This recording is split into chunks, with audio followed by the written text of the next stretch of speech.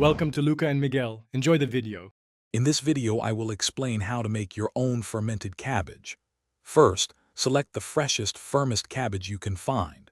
This is crucial for a successful ferment.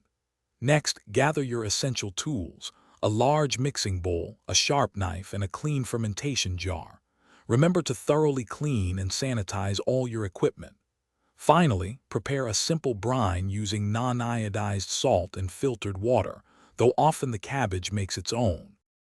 Now, let's prepare the cabbage itself. Begin by removing any damaged outer leaves and coring the cabbage head. Then, shred the cabbage thinly. Aim for pieces about 1/8 inch thick. Next, add about 2 tablespoons of non-iodized salt to the shredded cabbage. Vigorously massage the salt into the cabbage for 10 to 15 minutes. This process draws out the water, creating the natural brine needed for fermentation. With your cabbage now producing its own brine, it's time to pack it. Tightly pack the salted cabbage into your clean fermentation jar, pressing down firmly to ensure all the cabbage is fully submerged in its natural liquid. This is crucial to prevent mold. Place a fermentation weight on top to keep everything below the brine.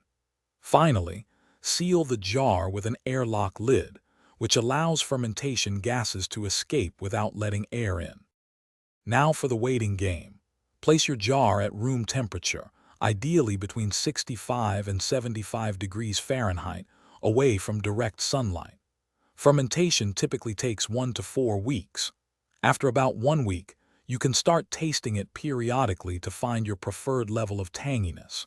Once it's perfect, transfer your delicious fermented cabbage to the refrigerator, where it will happily keep for several months.